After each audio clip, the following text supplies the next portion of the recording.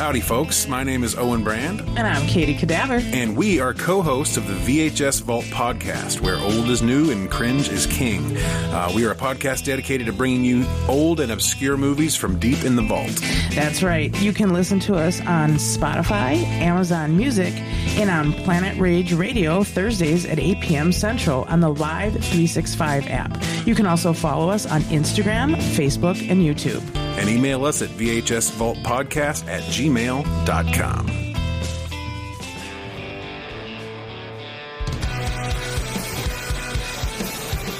The Shameless Picture Show is part of the Cinepunks Network. If you like the Shameless Picture Show and you want to hear other great shows like it, make sure you check out the Cinepunks Network. You can find them at www.cinepunks.com. That's CINEPUNX.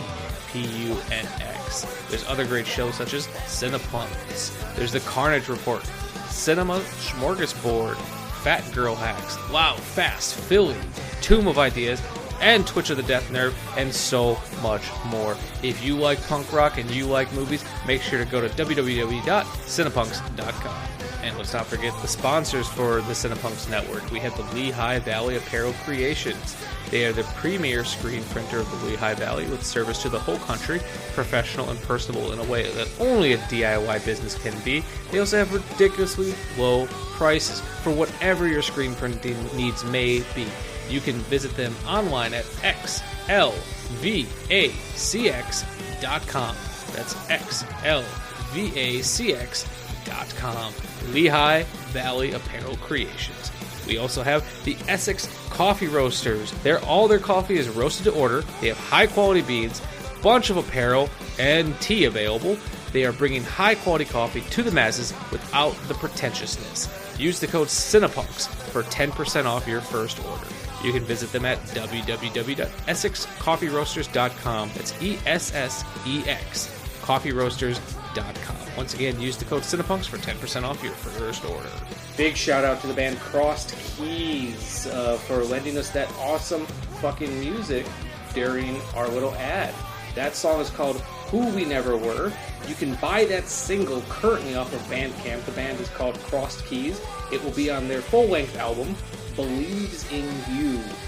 That song was lent to me by Crossed Keys, specifically, I don't know if he goes by Joey Angel or goes by Joshua Alvarez, but I met him as Joshua Alvarez. He's the co-host of Cinepunks, our fucking network, and I told him, I love this song, I want to use it, so that way people don't have to just listen to me talk, and he said, fuck yeah. So please, if you like the song is called Who We Never Were.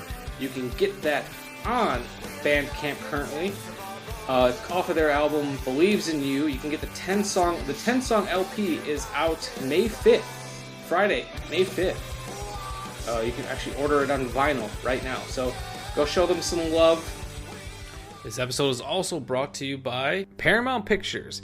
Paramount Pictures is a legendary producer and global distributor of filmed entertainment since 1912. Paramount Pictures' library consists of more than 1,000 film titles, with rights to an additional 2,500, featuring films by Hollywood's most respected filmmakers, including Martin Scorsese, J.J. Abrams, and Michael Bay, among others. Paramount Pictures' library consists of more than 1,000 films, including such classics as Star Trek, Godfather, and Indiana Jones franchises. Academy Award winners Braveheart, Forrest Gump, and Titanic, and current favorites such as the Mission Impossible and Transformers franchises. Paramount Pictures distributes its titles on DVD and Blu-ray through Paramount Home Entertainment. We are happy to have them. We fucking love Paramount Pictures.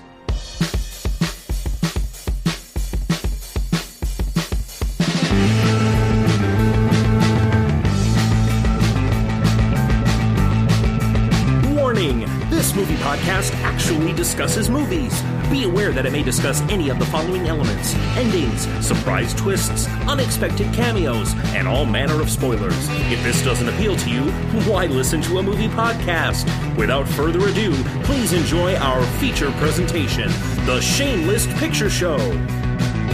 Hello and welcome to another episode of The Shameless Picture Show. I am your host, Michael Viers, and joining me today is Christopher Kai House. For those of you in the Wisconsin area, you may know Chris House as co-founder with Stephen Millick of the Twisted Dreams Film Festival. Milwaukee's premier genre film festival. On top of that, he's an accomplished paranormal investigator, a filmmaker, and a historian of the entertainment industry, especially that of the world of magicians. Yeah, I don't know if I can live up to that introduction, but I'm going to try. I don't know. I feel like it was pretty apt. I didn't tell any lies. No, you didn't. I'm going to need you for my public relations because I'm terrible when I talk about Twisted Dreams. I'm told that flat out. You're terrible at promoting that thing. So, yeah, thank you. Yeah, Twisted Dreams. Now in its 8th year, can you believe it? It's 8 years ago. I can't. I remember when you first came to me with the idea for it, and I was like, "This is a great idea," because we don't really have. Before you guys didn't really have a horror festival. We had festivals that included horror or had people who run it who liked horror, and Wisconsin had some kind of sprinkled in. But it was when you told me that Milwaukee didn't have one, it's almost shocking because you'd assume we would. Yeah, you would think so. There were horror festivals literally all around Milwaukee. Madison, Appleton, Chicago, all these great cities around Milwaukee had really cool festivals, but not in Milwaukee. And we thought, if nobody else is going to do it, we might as well do it ourselves. And it's been, for me as someone who's helped you out with it and who's attended a lot of them, it's been exciting to watch how it's grown. You went from the Underground Collaborative, which was just kind of its own fun vibe in itself. A lot of that place was really good to horror creatives because they also used to do that event with Alice. I don't remember what it was called. Horrorama, yeah. And then they how's your festival? Was it 2 or 3 years? The first 2 years were at the Underground. Yeah, the Underground Collaborative. It's a really cool performance space for performers. A lot of acting groups would rent out rooms to practice their plays, and they had a big stage where they did a lot of comedy clubs. That's why it started. It was going to start as like a comedy club, but it just performers all around just really embraced it. And it was a really cool place in the basement of a really haunted mall in Milwaukee, the Grand Avenue Mall. Is it really? Yeah, I've never heard that. And you know what was right next door to it? What? It's somebody that worked for Marcus Theaters. That was the Marcus business screening room. It was right next door to it. I've heard it was in that building. I just didn't know quite where it was. Yeah, you could when you walk past it, you could smell the redwood and the mahogany and the cigars and the leather that was in there. They had these deluxe screening rooms where they would go and screen their films. I would love to see that. I wonder if it's still there. Yeah, I don't know. Every time I've tried to get Greg Marcus on this show, I always have a very cordial relationship with whoever's answering his emails. It just doesn't happen for whatever reason. Yeah, he's a cool guy. I've interacted with him on social media before. But yeah, he's a really nice guy. I just figured with his history in the world of theaters, because you're like myself. You also find the world of classic theaters, both movie and performance, just fascinating. Yeah, and his he's so heavily tied to it. But no, I knew it was in that building. I didn't realize it was that close. And yeah. The owner of the Underground Collaborative, Matt, was telling me that he used to sometimes UPS would deliver their DCPs, the digital cinema present packages, whatever. And sometimes they would drop them off with him, and the Marcus people would freak out and go off on him.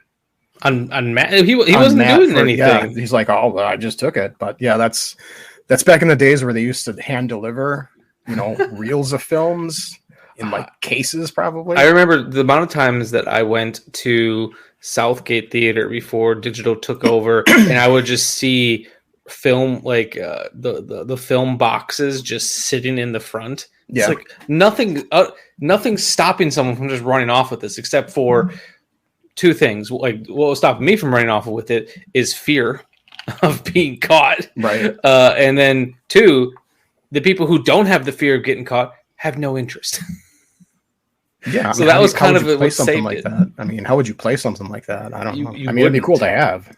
Yeah. I know people that collect 35 millimeter trailers of films, but I had an opportunity at one point to purchase a 35 millimeter print of one of Herschel Gordon Lewis's films. Oh, wow. And I just couldn't afford it. And his price was stupidly reasonable. He was asking $5,000. which is not bad for a film print, but it was back when I was living like just barely paycheck to paycheck. It's like there's no way I can even fathom a way to make this happen, and I don't even know what happened to that guy, or if he ended up selling it. But that's like my biggest regret. And then Herschel died not too long after that.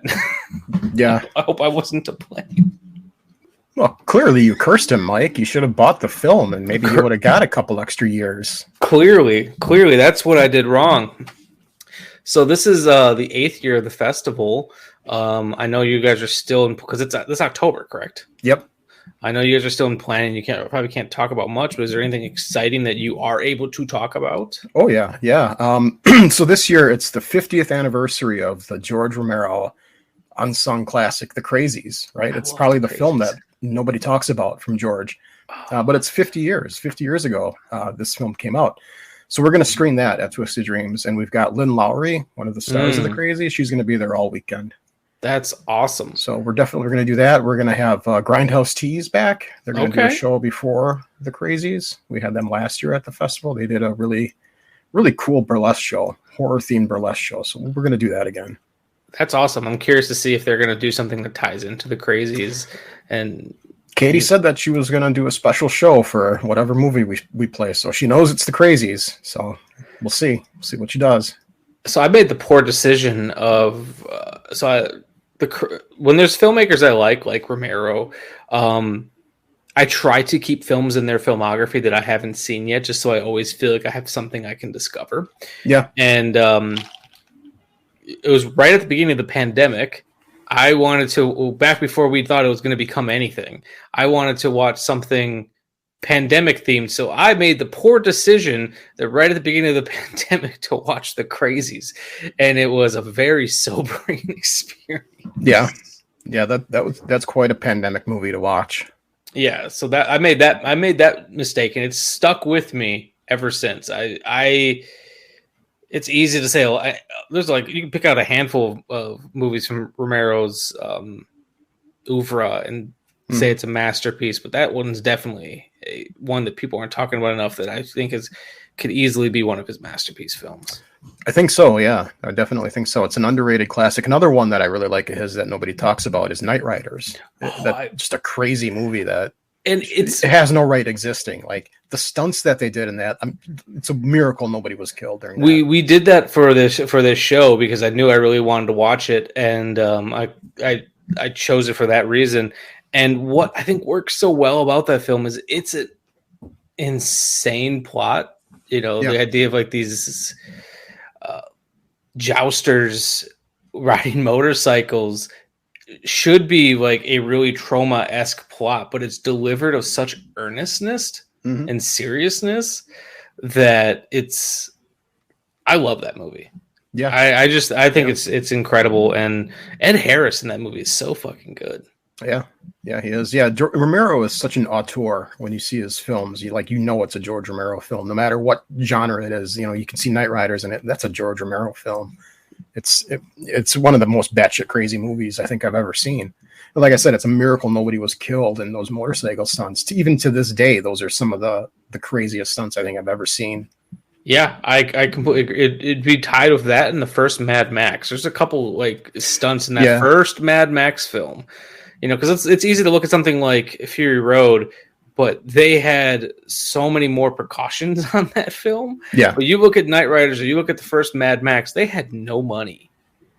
And doing some of these stunts, it's like you said, it's amazing that no one died on any of these films. And it's amazing just to look at the history of film and see how few deaths there have been on set. Like there's been plenty, don't get me wrong, right? But not nearly as many as there should have been, considering some of this shit that has happened on film sets. No, I mean, and when there is a death, like it's big news. Like when Vic Morrow died on the Twilight Zone set, that was big news. So anytime somebody does die, horribly, it does make big news. So we hear about it.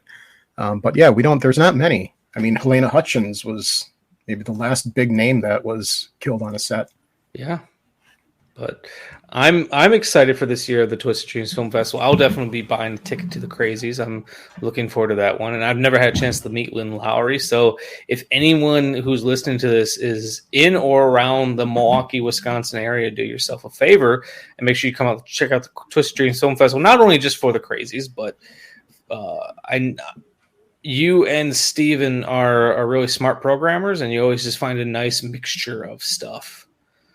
I give credit to Steve. He's definitely a better programmer than I do. So I usually defer to his. If he wants something in the festival, unless I really don't like it, we'll program it. So he's really the one to give thanks to. And it still surprises me too. The I still remember you. I think it was your first or second year. You did a block of just, for lack of better terms, just really fucked up horror films. And I remember you telling me, it's like, oh, that's all Steve. Like, yeah, that was Steve's idea. Like, he's such a nice guy, and like he seems so clean cut, but the dude's got a dark side. You know, when he programs a batshit crazy block of films, they're going to be batshit crazy. And yeah, because like some of those films were trying for me, and I've seen so much, but you watch enough of them back to back, it's like, oh man, knowing Steve programmed this, I don't want to ever piss him off. Yeah. This year it's going to be more of the same. You know, submissions are going to end on June 30th, and we've got a lot of movies to watch in the next month before we send out notifications. But it's going to be a good year. You know, if you're in the area, definitely check it out. And if you're not in the area, hop on a plane, come see us.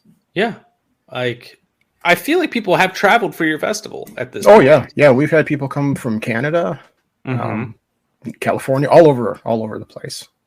So this is definitely something you guys should be getting. Like I said, I don't want to say on the ground floor because they've been around for 8 years, but if you haven't paid your 2 bits to come see the Twisted Dreams Film Festival, this might be the year to do it. That being said, it's like you've had some phenomenal years.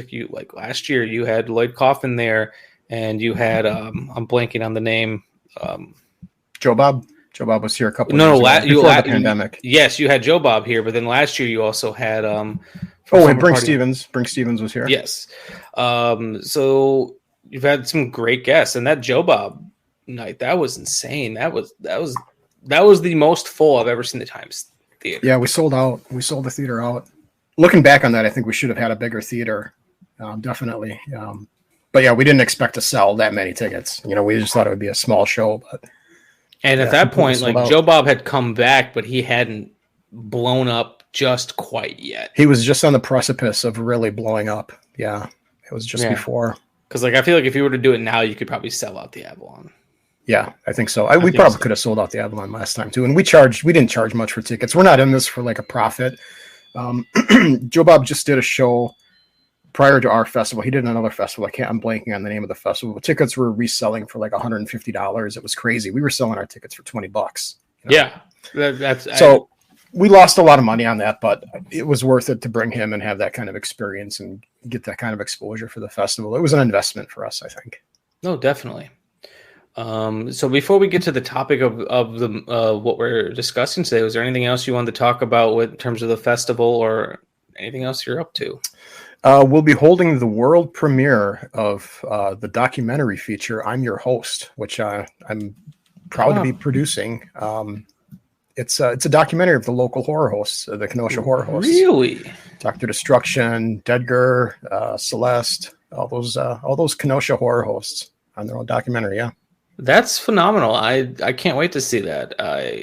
As you know, I'm also a big fan of horror hosts. That's actually how I met a lot of those guys, because I was making a movie about it, and that sounds great. So is it do you go into the history as well, or are you talking about more contemporary or more contemporary? Yeah, it's being directed by Alicia Krupski. I think I'm saying her last name right, but it's gonna talk about the history of Dr. Destruction, the history of Dedgar, the history of Hex and Arcane, those 3 shows, and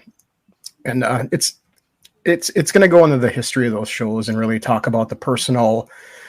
I don't want to give too much away, but you know the personal beef between horror hosts. It's going to kind of delve into that a little bit too, but it should be really good. I'm looking forward to seeing it. I haven't seen it yet, so because Dr. Destruction's been on for a long time at this 22 years. Yeah, this is just 22nd year. Yeah, and the first time I saw him, it was on. back when Mata Community Media was still around. Yeah. I turned on, and I think he was doing like a Halloween special, and I think they were shooting with Mata's cameras at the time, which weren't that great. Everything was kind of like blurry, and I didn't quite know what I was looking at, but I remember his distinct voice, and that's how I knew it was Dr. Destruction. Yeah. Yeah, they had at the time they had those big TV cameras that you see on like TV news studios. Now they've got better equipment, but yeah, it's I don't know. Horror host shows they're funny. I love horror host shows. Like I love horror hosts. Do you have a favorite? It doesn't have to be necessarily local. I do. Yeah, Toulouse No Neck, because that was my horror host growing up. You know, Toulouse was Milwaukee's horror host. I've never heard of him.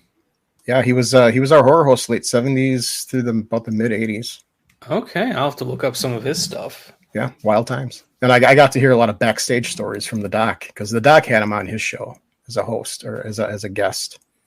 That's awesome. So yeah, but you know, everybody, every town, every city, they have their own horror hosts, and it's just there's so many of them out there, many. And the doc he was nominated for the Horror Host Hall of Fame this year, so we're excited about that. That's awesome, and he deserves it. He's been kind of keeping it going, and I've been lucky enough to be on his show 2 or 3 times. I was on his show, and he was showing like episodes of, I think, Dark Shadows before the Tim Burton movie came out, and I was like, "How are you able to show this? Do you have the rights to this?" He's like, "Yeah, no one gives a shit. Nobody, no one's watching." Cares. Yeah, I've seen horror hosts, you know, play all kinds of new horror films, and like, I don't think you got the rights for that, but they don't care. No, because by the time anyone catches on, it's gone. Right. Yeah, like the big guys like Count Gord Duvall, who are doing it on the internet every week. You know, it's a little harder for them. But if you're just on television and there's not a stream of it saved somewhere, right? No. Yeah, I remember when I was producing the doc shows. He would pick out the movies, I would download them, and then I would, you know, cut the shows together. And then he picks out one film. I didn't know I can't remember what it is, but it wasn't public domain, right? It was some old Japanese Godzilla knockoff movie. And man, I got roasted when I posted that. All the other horror hosts were like, "That's not public domain. That's not public." I got called out by every horror host imaginable. So interesting. Yeah, I didn't know that you're the one who got in trouble for some reason. Oh yeah. Well, that kind of kept a low profile during those days, but yeah, anytime we'd get a flag on YouTube, we'd get a lot of nicks on YouTube for like copyright claims, but for music or whatever, that's crazy. Yeah, back when we had a video version of this show, we'd get dinged all the time for if we were showing the trailer or whatnot. But I was like, I don't get it. We're showing the trailer. We're advertising for you. Yeah, we before we started the festival, we had a thing called Milwaukee Movie Talk, which was a social media page, and we had a YouTube page too. I remember this. Yeah, we posted a lot of trailers too, but we got in trouble. Like, we had good relations with some of the studios; they didn't mind, but yeah, we would get in trouble. It's weird, they don't want you to post their trailers and advertise for them. I figured if they're going to be okay with anything, it would be the trailer, because that's what it was built for. Did you hear that somebody just on Twitter uploaded the entire Flash movie? No. It was up for like 8 hours. Yeah, like that's longer than I was expecting with the way that these bots are crawling. Like, yeah. I have uploaded things to TikTok and have gotten dinged within 5 minutes, and that was up for 8 hours? 1.7 million people watched it while it was on Twitter. It was crazy. Wow. Did you see The Flash? Not yet. Yeah, I saw it. I was there. I saw it. I saw it twice. It was good the first time, not so much the second time. So I think it's going to be a forgotten about film pretty soon. What didn't gravitate with you the second time? It wasn't as fun. The first time I saw it was fun because, seeing Keaton as Batman, that was epic, but it didn't have any replayability for me in my head. I get that. And sometimes I get swept. I don't know if you're like this, but sometimes I'll be especially if I go see something in a theater, I'll get swept up in the movie. Right. I'll get swept up in movies that aren't even that good. And I think it's because I just enjoy watching movies. Mm-hmm. Then I'll get swept up in them and like them more the first time than I do the second. I remember that happened with Jurassic World. I think I was just excited to see dinosaurs on the big screen again, that I had a great time with that movie. And then every time I've watched it since, like, I just like it less and less. But even though I have been doing this show for about 7 years now at this point, and I talk about movies on a bi-weekly basis, I can still turn off my critic brain and just go and enjoy it. Yeah. I like movies like that. You can just turn your brain off and just watch a movie and have fun, like popcorn flicks. Yeah. Like the new Transformers movie is a perfect example. Like, it's a stupid movie. It's really dumb, but it's fun to watch. Yeah, and all those movies. That's exactly that franchise. Right. They're stupid movies. Bumblebee's not. That one's actually really good. Bumblebee was really good. But they're stupid movies, but they're fun to watch. Yeah, I agree. Yeah, I've got tickets for Indy 5 on Thursday, and everybody's telling me how stupid it is and how bad it is. I just want to see the movie. I'm gonna go see it. My wife had up until recently had only ever seen the first one, so we're working through the series. I think we still have 2 more left, but I'm excited for it. Yeah, at this point I don't know. I feel like at this point, as long as it doesn't feel like it was a waste of my time, which doesn't happen often, I'll feel like I would have gotten my money's worth out of it. Right. But how about we get on to the topic? The topic at hand. Yeah, let's do it. All right. So on today's of the I can't talk. On today's episode of the Shameless Picture Show, we'll be taking on a film that's up for contention as being one of the greatest gangster films of all time, and the final film by master filmmaker Sergio Leone, Once Upon a Time in America. David Noodles Aronson is returning to Manhattan's Lower East Side after being in hiding for 35 years. Noodles, in his youth, was a Prohibition-era gangster that had aspirations of running New York City with his group of friends that he's had since childhood. Once Upon a Time in America chronicles Noodles' life, starting as a young Jewish child who uses crime as a way to get by, to his life as a bootlegger and the eventual fall of the crime empire he created with his childhood friends. An epic in every sense of the word, Once Upon a Time in America explores themes that range from greed, love, friendships, and betrayals in its nearly 4-hour runtime. The film, upon its release, was famously panned by critics. The film, which was originally released theatrically, was a butchered version of Leone's vision, which ran around 2.5 hours, and the cuts were made without Leone's permission. Leone's original vision for the film received his original version of the film received a standing ovation during its premiere at Cannes, and this is a time when standing ovations weren't as common as they are now. When it was finally made available for critics to see, many opinions had changed. Pauline Kael, the film critic for The New Yorker, said that she had never seen a worse case of butchering in a film. Once Upon a Time in America was written by 6 writers in total, Leone being one of them, based on a book called The Hoods by Harry Gray about his life growing up in New York City. Leone regulars Ennio Morricone and Tonino Delicali, if I'm pronouncing that correct, worked on the film's music and cinematography respectively, and the film was a joint American and Italian production where it was shot in both countries. The film has an all-star cast that includes Robert De Niro, James Woods, Elizabeth McGovern, Joe Pesci, Burt Young, Treat Williams, Tuesday Weld, Danny Aiello, playing Danny Aiello, William Forsythe, and Jennifer Connelly as a young Deborah. From 1984, directed by Sergio Leone, this is Once Upon a Time in America. I'm not interested in your friends in high places, and I don't trust politicians. No, if we listened to you, we'd still be rolling drunks for a living. Are you broke? You'll carry that stink of the streets with you the rest of your life. I like the stink of the streets. It makes me feel good. I like the smell of it. It opens up my lungs. Arnon Milchan presents a Sergio Leone film starring Robert De Niro, Once Upon a Time in America. The story of friends. As boys, they made a pact to share their fortunes. Agreed. Their loves. And their lives. You'll put up and you'll shut up. You hear nothing and you see nothing. Just like you did for Bugsy. You was better off you stayed in the Bronx. As men, they shared a dream. I swear to God, Noodles, you and me together, we can make it come true. To rise together from poverty to power. There they are, the 4 horsemen of the apocalypse. A dream they followed through 2 decades that changed the nation. You ever think of setting yourselves up in business? Oh my God! They forged an empire built on greed, violence, and betrayal. Today they ask us to get rid of Joe. Tomorrow they ask me to get rid of you. Is that okay with you? Because it's not okay with me. Open it! You want to go swimming? Yeah, let's go for a swim. We're gonna need you guys today. You're the only person that I have ever cared about. Maybe Sharky was right. Maybe I ought to just dump you. He's gonna do this. He's gonna do it with or without you. It began as a dream. It grew to an empire. It ended as a mystery that refused to die.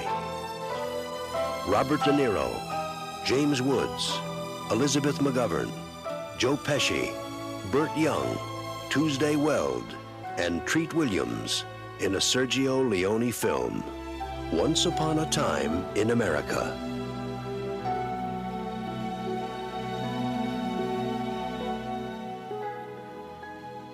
This is actually the third film in his Once Upon a Time trilogy. It is a trilogy. Once Upon a Time in the West, Duck You Sucker, and Once Upon a Time in America. What is the alternate title for Duck You Sucker? I don't know, but I actually just found that out because I've not seen that one. I feel like I didn't either. But yeah, Lee Van, Rod Steiger, James Coburn, a low-life bandit and IRA explosives expert rebel against the government and become heroes of the Mexican Revolution.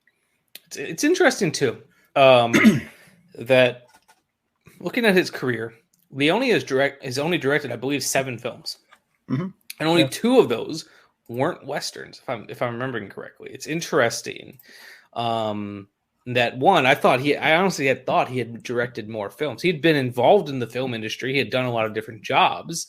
Like, he has a really storied career. But I'm surprised that, because you look at some of these filmmakers, like Enzo G. Castellari, he's directed like 100 fucking movies, and Leone's only done 7. And it's actually kind of surprising. And then also that he had only done 2 non-westerns. Yeah, I'm looking at his IMDb. It looks like he did 8 films. There was one film he was uncredited for, Sodom and Gomorrah. Gotcha. In 1962, but yeah, he doesn't have a very large film history, and every film that he's made is like a classic. Yeah, like I said, the only one that made like that I'm just not familiar with is Duck You Sucker. Neither am I, but now I have to see it. And it's also interesting too that there was a 13-year gap between Duck You Sucker and Once Upon a Time in America. Yeah. So anyway, I asked you to be on this show because when I had found out my co-host Nick was going to step away from the show, and no one wants to listen to one person talk on a podcast. It's just, unless you're Mark Maron, it can just, talk for endless amount of time. Most things are better with a guest. And I asked you to be on this show, and this was a movie that I wanted to discuss because I had never seen it, and you had chose this one. Do you have a relationship with this movie? Is there a reason you chose this one, or is this just one you wanted to see? This is a film I saw actually not long ago for the first time. I had grown up, I knew about this movie growing up, and I would see it on cable, and that's boring. I'm going to turn that off. But I just actually sat down and watched it start to end just a few years ago, and I was really blown away. Like, why didn't I watch this earlier? Why didn't I see this earlier? It's one of those films that, like, Robert De Niro was so good in this movie that this is a film that isn't talked about nearly as much as it should. This is probably Sergio Leone's magnum opus. This is his Citizen Kane. This film deserves to be talked about. It deserves to be remembered.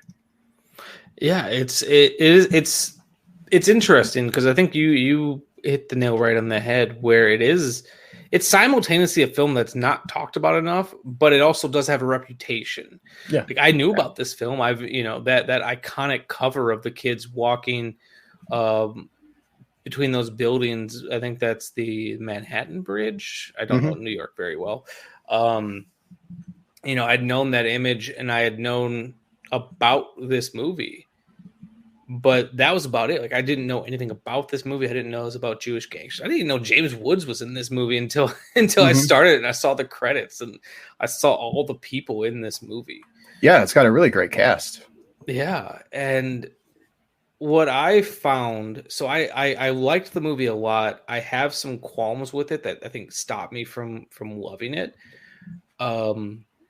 but there's moments in this movie that are just been stuck in my brain since I saw it. I watched it last week, and for me, what really sticks out is it doesn't necessarily feel like Leone was interested in making a gangster film, in that I don't feel like he cares about reality. It felt like he wanted to make a fairy tale about gangsters in a way that almost like his Westerns feel like less interested in the factual world of the Old West and more so about the tall tales of it. Mm-hmm.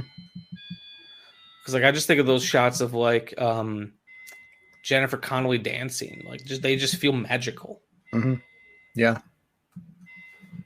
Yeah, so Sergio, this film had started development in the '60s, and Leone was offered the chance to direct The Godfather, but he turned it down, and he regretted that. And that's kind of how this got the ball rolling. He really regretted not taking the Godfather, so he wanted to make his own Godfather. Mm-hmm.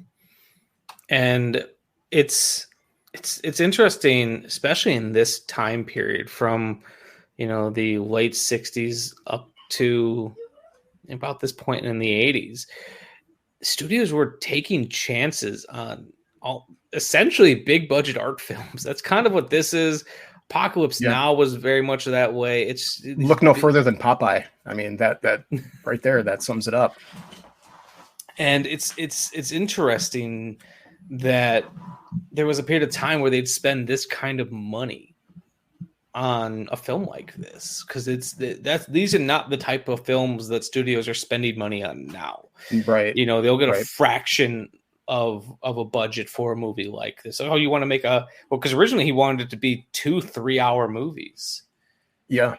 The original cut I think was like 10 hours. He wanted like 2 6-hour-long movies, and the studio was like no. So it was released in Europe. I think the 4.5-hour cut was released in Europe, and then they cut it down to 2.5 hours for the US, and it just completely bombed.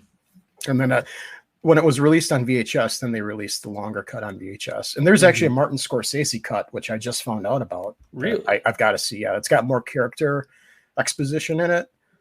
Okay. I don't know if it's on video or if it's on streaming, but I know it exists, and I know I want to see it now. I know. I would love to see that, especially because he has such a deep admiration and love for Leone. And one thing that I was trying to figure out when I was researching this film is I guess I just assumed because of the cast that Scorsese had something to do with the production of this film. It seems like it, doesn't it? I mean, this film has it's a gangster film with Robert De Niro, Joe Pesci. Surely Martin Scorsese is involved. It feels like a Scorsese film, but yeah, it's not. And surprisingly, he doesn't, because right. I have in my notes that this is technically Leone's first American film, and I say technically because all of his films had been released in America. Yeah, and famously, for those of you listening who don't realize, all Italian films are dubbed because they don't shoot sync sound on Italian sets. They might now, but they didn't then. And actually, Scorsese has a great story about hanging out with Fellini on one of his sets, and he was just stressed out because Fellini's working with his actors and shooting scenes, and the grips are all standing around smoking cigarettes, having conversations. And he's like, "Why are you all talking?" Because he's like, "Because we're not rolling sound. It doesn't matter."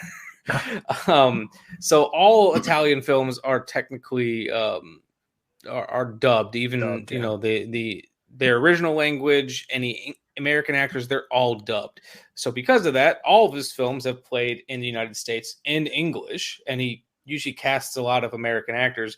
But to my knowledge, I think this might be his first or maybe his only film that was made in part with an American studio. Maybe I'm wrong on that one, but no, you're right. This was a co-production between America and Italy, studios in America and Italy. I just learned that too, but yeah, you're right.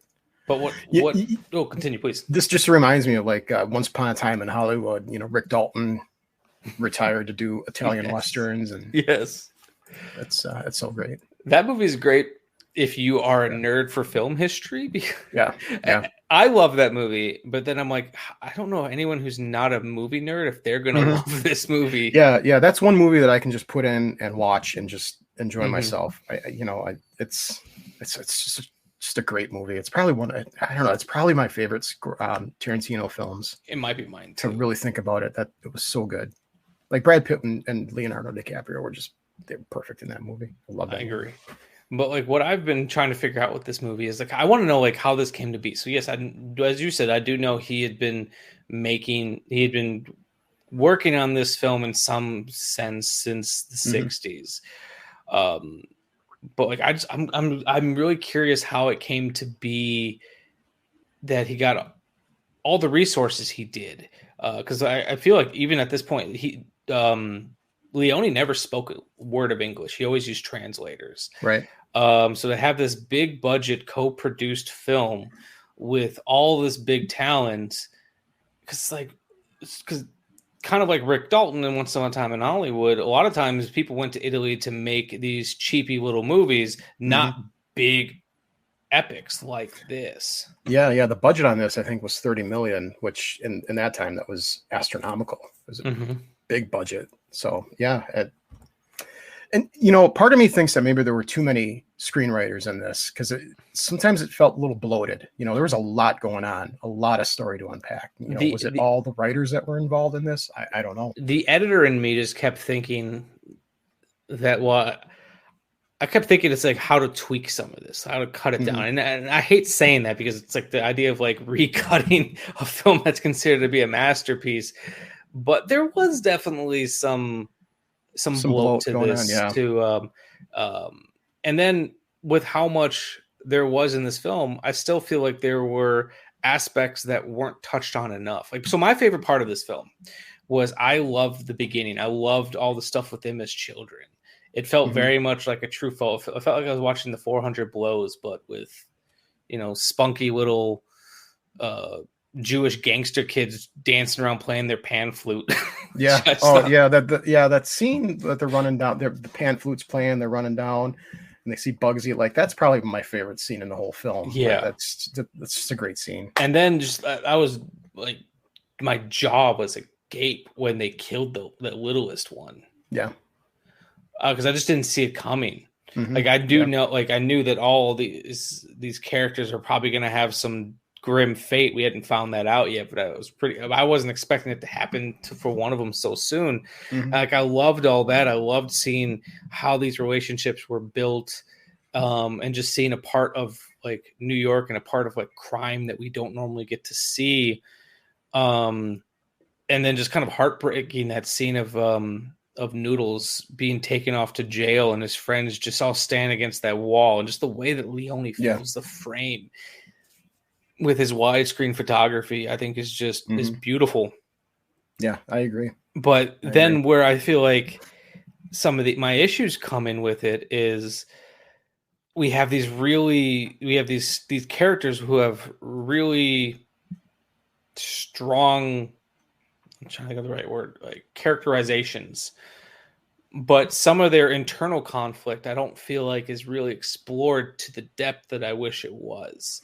Yeah, and apparently in the Scorsese cut, there's a lot more character exposition that gets some screen time. Like we learn more about Joe Pesci's character.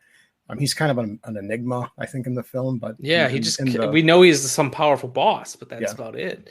Yeah. There's a lot more Joe Pesci that got edited out.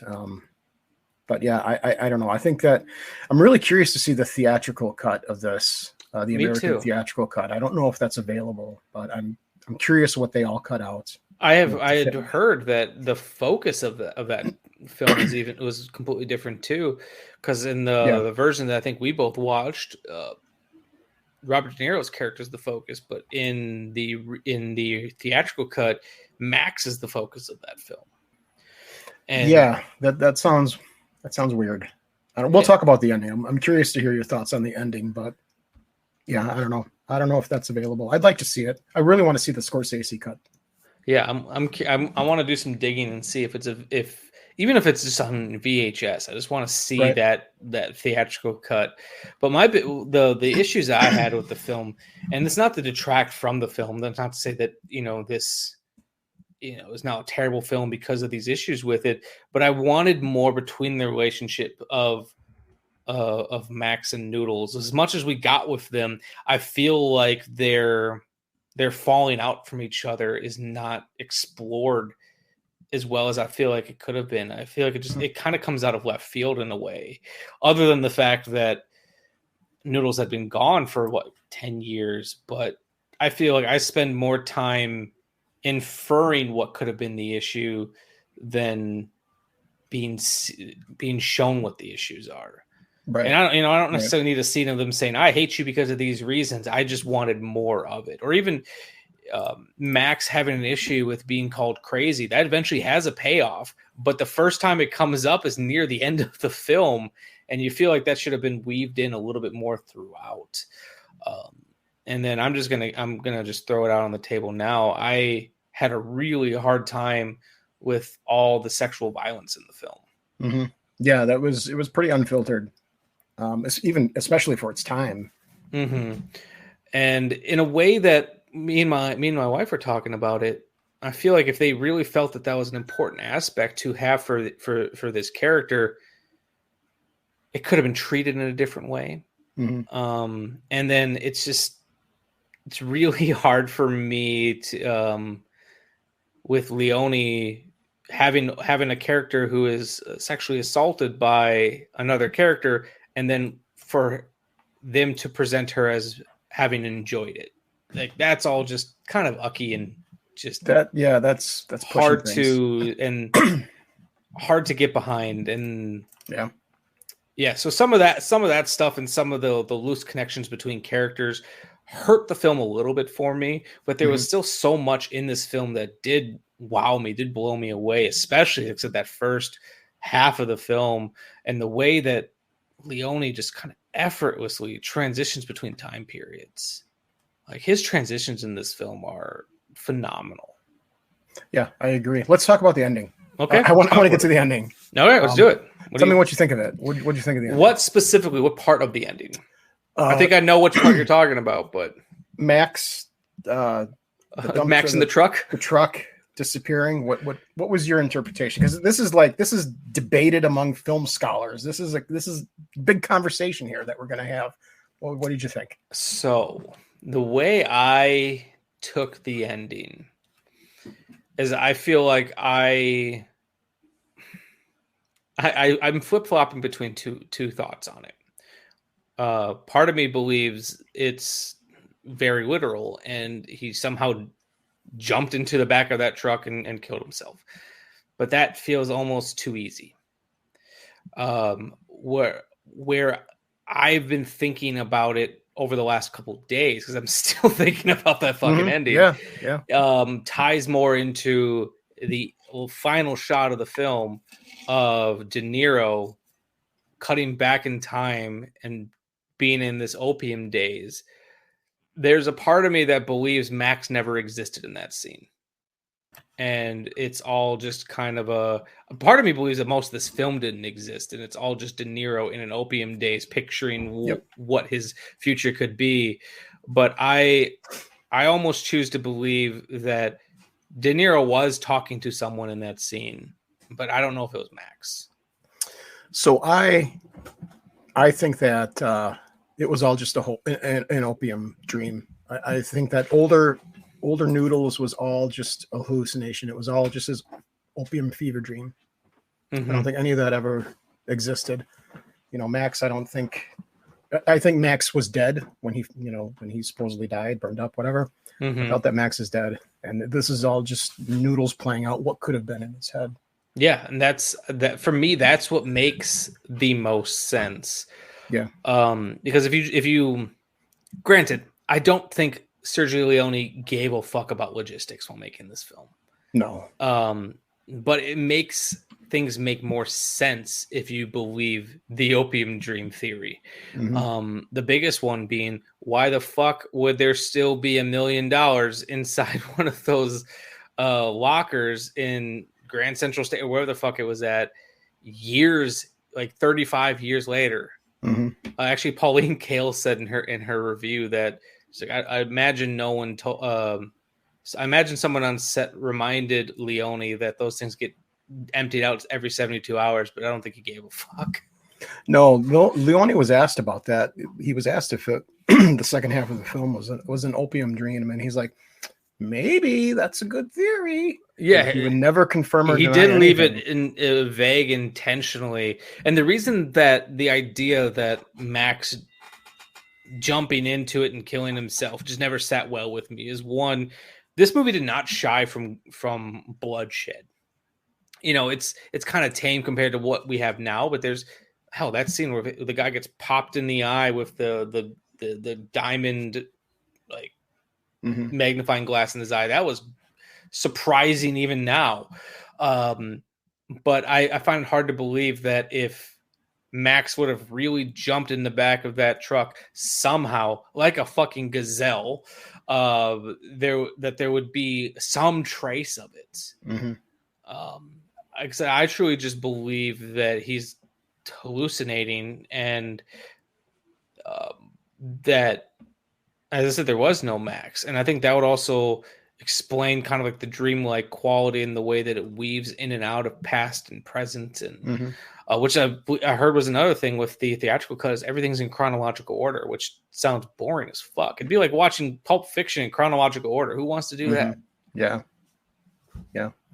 Yeah, I don't know. I was really thinking about that, the ending, when I first saw this, and I thought, so is that what Max, or maybe what Noodles thinks of Max? Maybe Noodles thinks Max is garbage, so that's why he's in a garbage truck. But when when they're, whatever happened, they were on good terms, right? Like Max and Noodles were on good terms when Max died.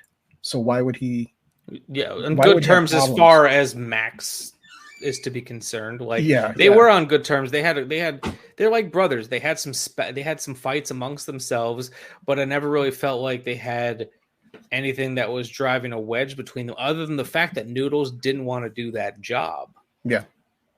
And I also choose to believe the opium dream thought, because it makes the whole idea of Max faking his death and somehow coming back as a politician far more palpable and easy to wrap my mind around, because that twist almost took me out of the movie. Like, I really liked the use of the actor that played young Max coming back as playing, Max's son potentially. And I remember noticing that. It's like, oh, that's the same kid. That's an interesting choice.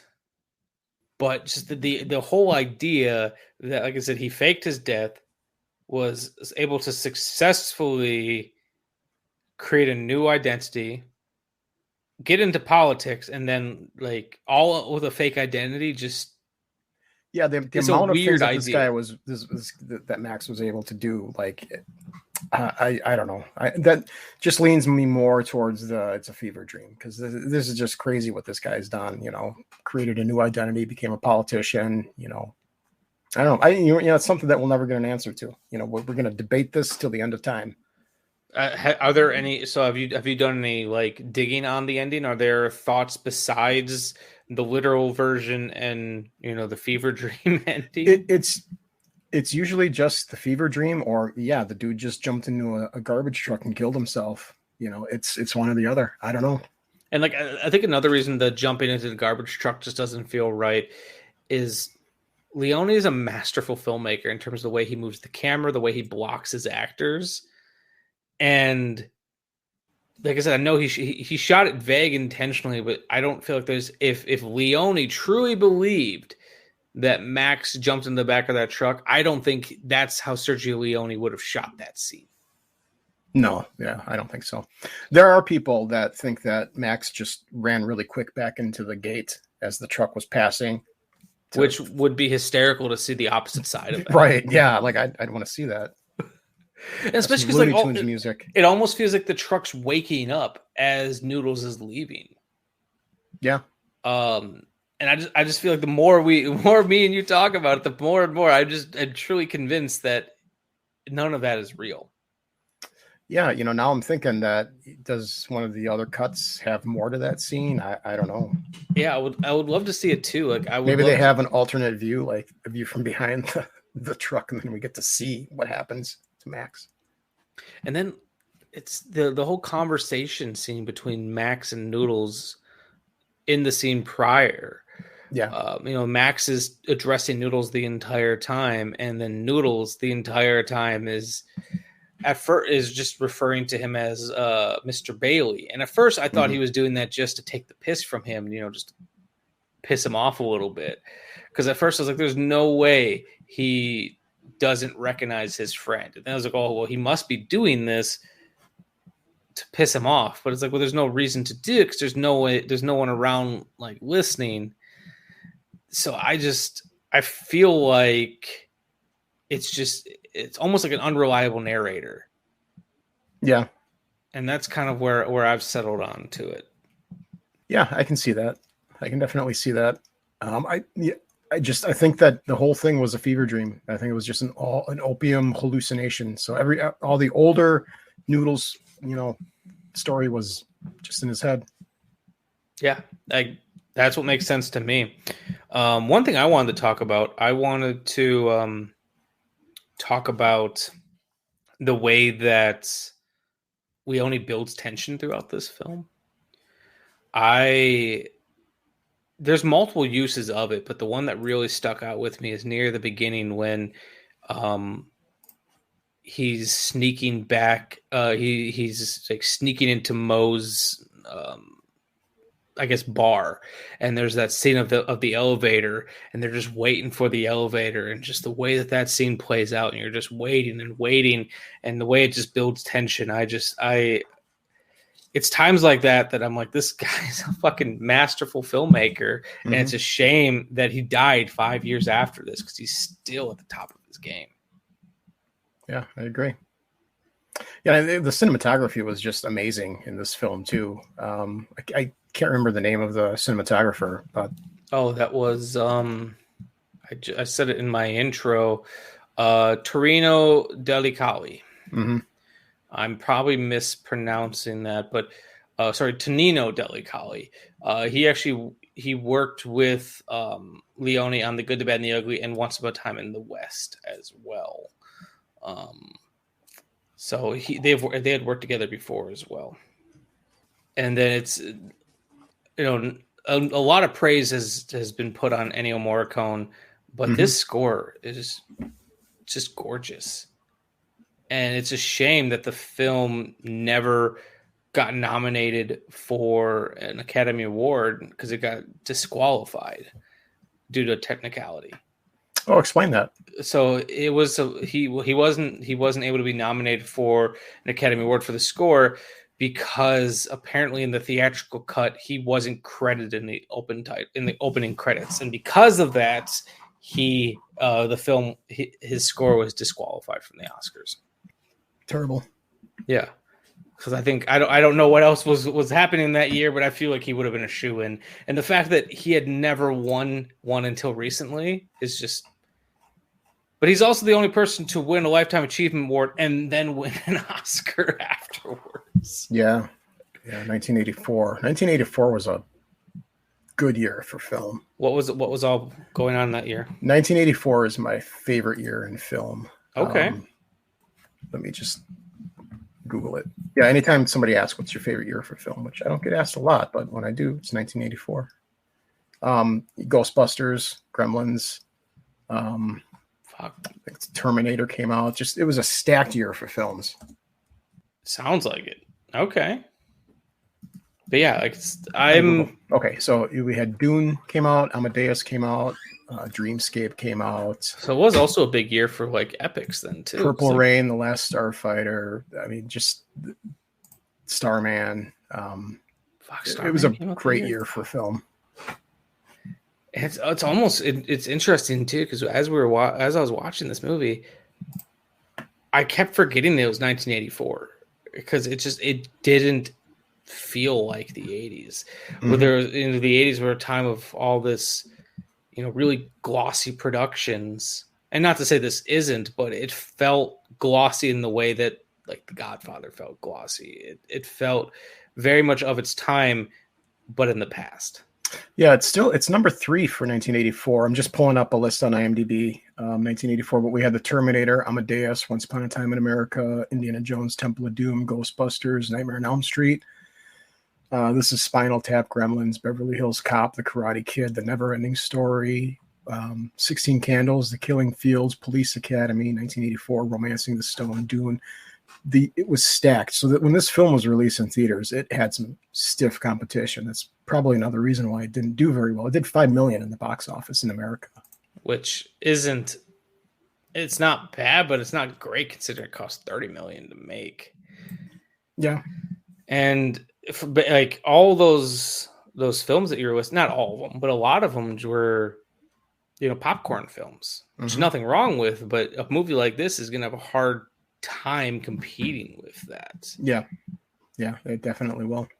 Because like Scorsese found a way to make gangster films that feel quote unquote fun. And while this is a great movie, it's not fun.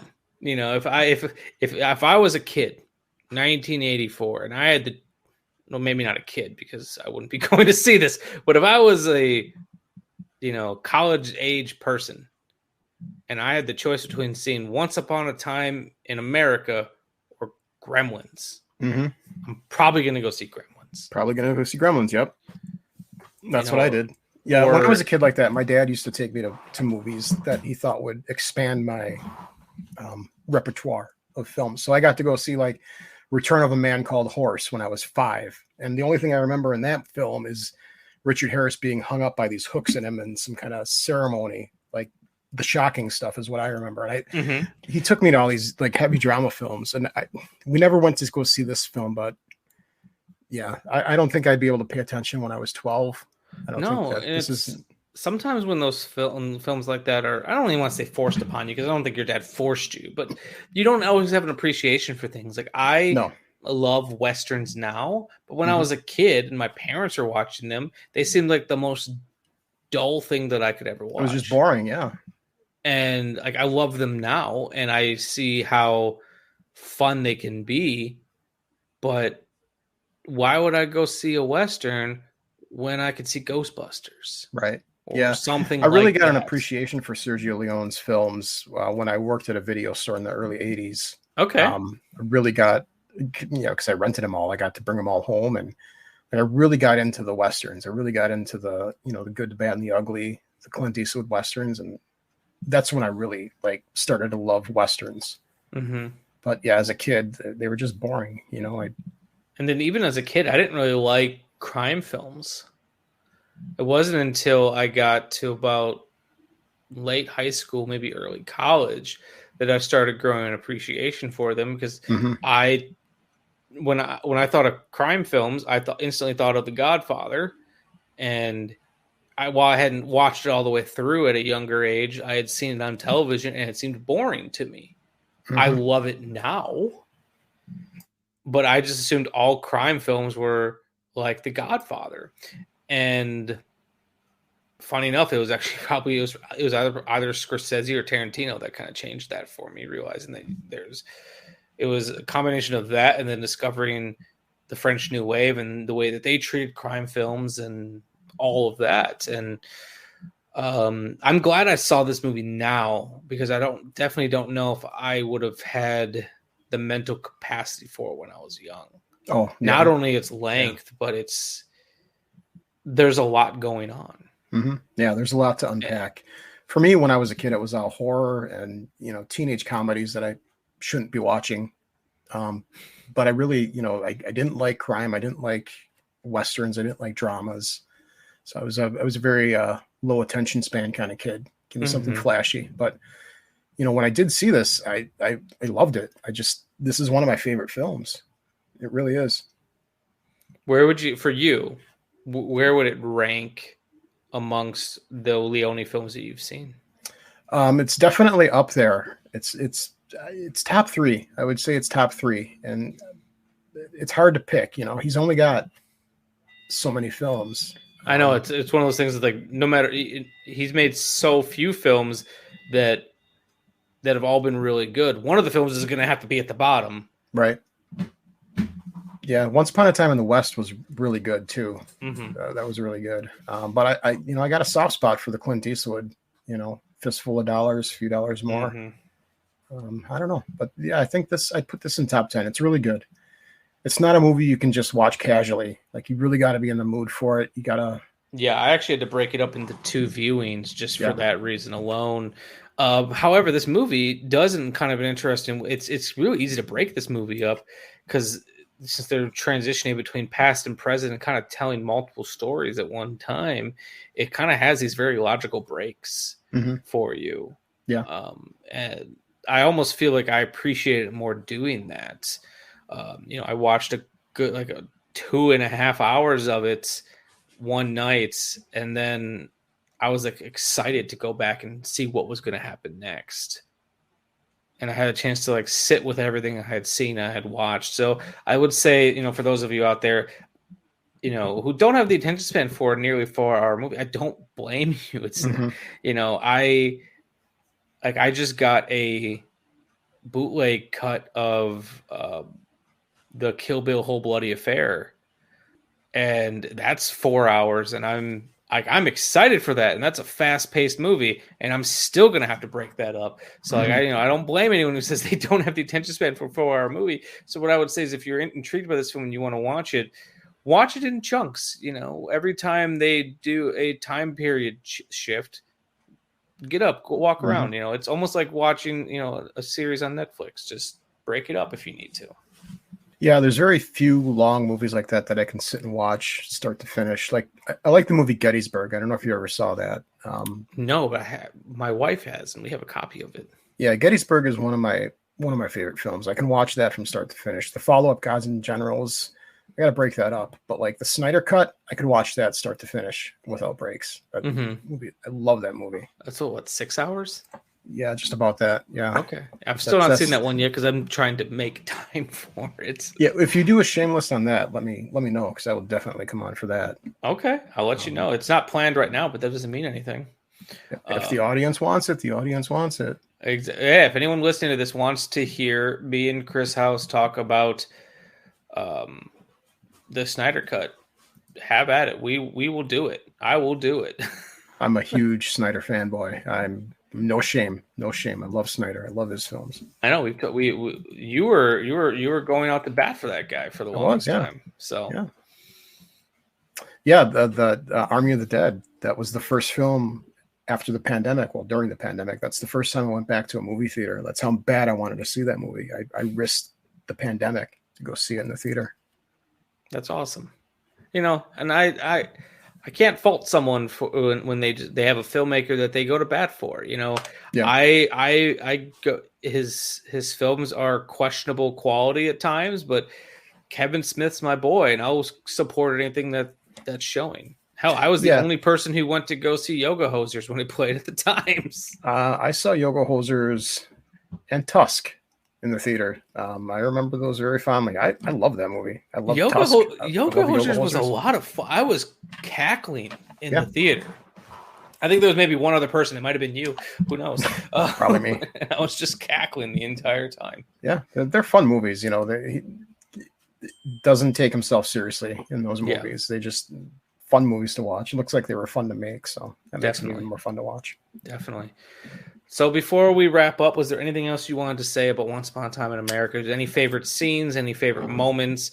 In this show, we call it the Thrill House moment, the moment that while watching it was kind of like your clincher, what hooked you into it. If there's anything like that you wanted to talk about. Really for me, like I mentioned earlier, my favorite scene is when the kids are, kind of carefree walking through the streets of New York and the alleys, and then they're confronted by I don't want to give a spoiler, but they're confronted by somebody, and that's my favorite scene. It's the scene that we're talking about. That's mine too. I love that entire section. Yeah, and it's gorgeous too. Like the matte painting, it's just a gorgeous shot. I wouldn't even known that was a matte painting. Like I assumed it was. Yeah, but it's so effortlessly blended in. I would never have known.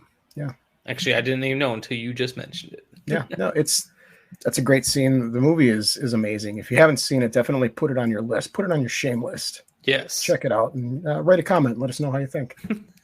Now, see, you're perfectly fine at advertising stuff. You're doing my job for me. All right. Like and subscribe. Yeah, for me, it's probably the same bit. I loved that entire sequence, and that was kind of my clencher that made me want to. I was going to continue watching it anyways, but it excited me to see what happened next and see how everything was going to be tied in. Yeah. And then I also have to say, just I love seeing him. I love seeing William Forsythe in things. Like he's been in a lot of. He was really good in that too. He's in a lot of movies, but I don't feel like he necessarily gets the credit he always deserves. He's great. But thanks a lot for coming on the show with me today, Chris. Heck yeah. As I said at the beginning of this podcast, the 8th year of the Milwaukee Twisted Dreams Film Festival is coming up in October. Do you have your dates set yet? October 20th through the 22nd. Perfect. I'll be there. Whether or not I have a film there is to be seen, but I'll be there regardless because I want to see the crazies. I want to see some other fun little movies, and I think you guys all should show up as well. And are you still doing the Paranormal Film Festival as well? That's on hiatus. Okay, we might revisit that, but right now it's on hiatus. And then also, if you want, I say also go give Chris House a follow on the internet. He's I've learned a lot about what's going on behind the scenes of big motion pictures because of him. But then I've also learned a lot about like the history of magicians just from knowing you. Fun stuff. Yeah. We will have a magic show at Twisted Dreams too. We're going to have our spook show, which is always a good time. Surprisingly, of all the years I've gone, I've never been around for one of the spook shows. You'll want to check it out. It's a good time. All right. I'll have to check it out. So as I said, everyone, make sure to check out the Twisted Dreams Film Festival. Unfortunately, by the time this episode comes out, the submissions will be closed, but submit to the 9th year. Mm-hmm. We'll be there. All right. So as I say every time, guys, make sure you like, make sure you subscribe, and make sure you listen next time. Shame Time, Shame Place, Shameless Picture Show. And then an extra special thanks to fellow podcaster and friend of the show, Austin Proctor, who actually had edited this episode. So if you want to support Austin Proctor and everything he does, be sure to check out the Frightmares podcast. I am a occasional co-host on that show, but he does one of my favorite podcasts about the horror genre, and it should be one of your favorite podcasts too. So thanks a lot for Austin Proctor for editing this episode. The Shameless Picture Show is recorded in Milwaukee, Wisconsin and Easton, Maryland, and is hosted and produced by Nick Richards and Michael Viers. Today's episode was edited by Michael Viers.